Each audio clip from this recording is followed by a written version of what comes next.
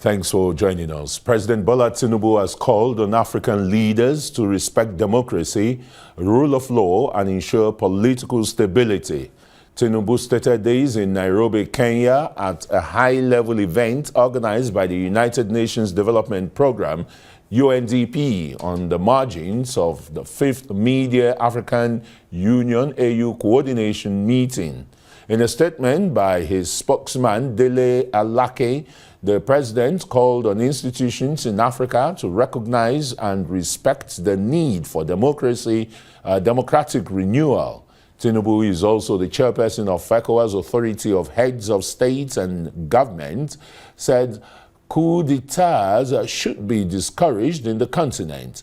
They said the trend of military incursion to politics is a threat to peace, security, and stability, poverty, displacement, and humanitarian crisis in Africa.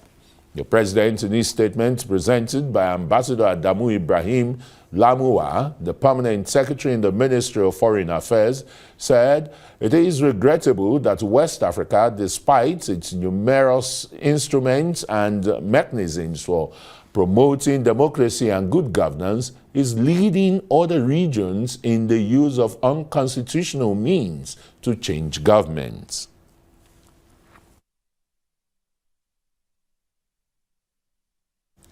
Well, we're supposed to have a background report to the origin of coups or the history of coups in Africa, nay, West Africa particularly. But we've now been joined by Arise analyst Dr. Constance Ikokwu to look at this issue of coups in Africa threatening the stability of the continent, impoverishing the people because of the stability, the instability in the socio-economic construct of the sub-region. Thanks very much, Dr. Constance. Thanks for having me. That's a very timely speech, by Nigeria's President Tinubu, saying that the international community, nay, the United Nations, should discourage and not give incentives to coup plotters because of, the destabilizing effects that it leaves on the continent.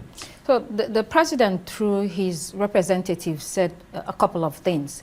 And he was right in his assertion that coups should be, things that it should be in the past in Africa. It shouldn't be current.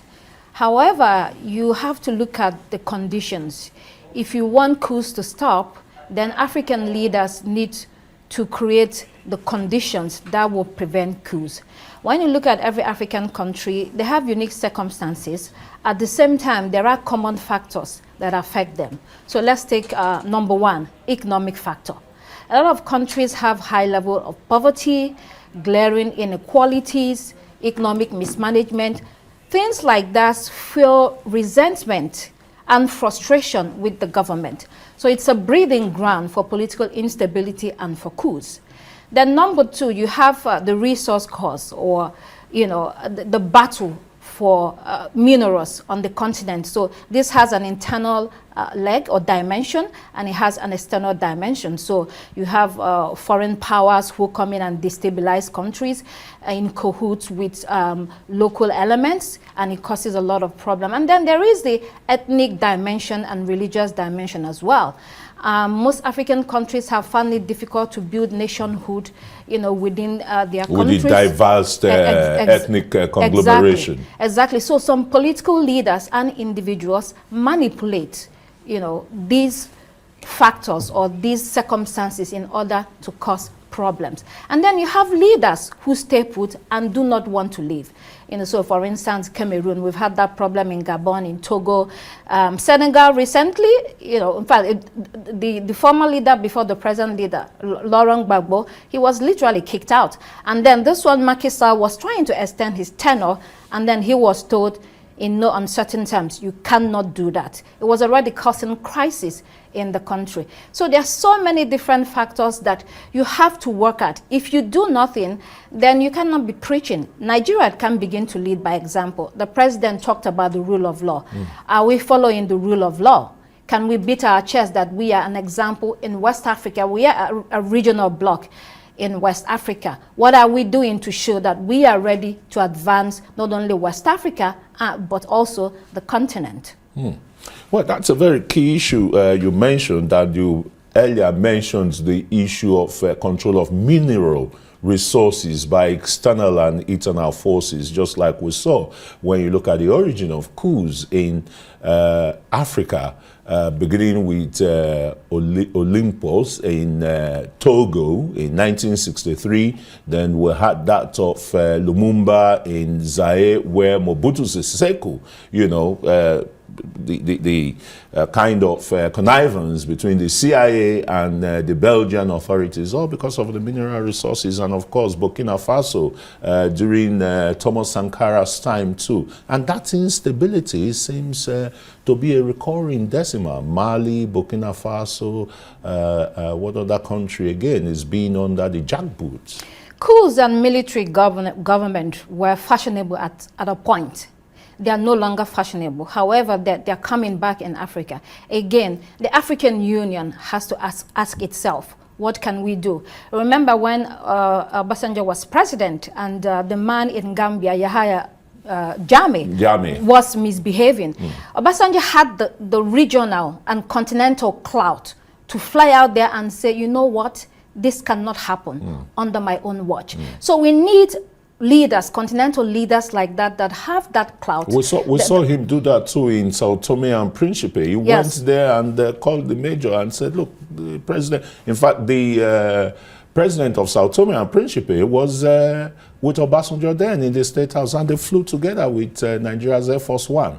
And reinstalled the president there. In fact, what you will see in some of these countries is that when the military leaders take power, the citizens are happy. They are delighted. Why? Because the civilian leaders have so brutalized and dehumanized them that they are looking for a breath of fresh air.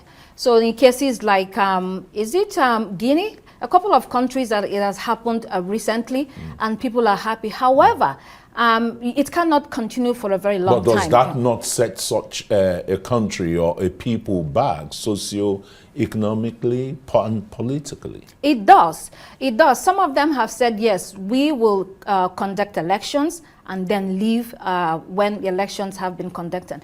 That should be followed through. We need a strong body. The African Union needs to be strong and more functional so that they can follow up. And then you come to countries like Central African Republic. Would that not amount to interference? No, it's not interference.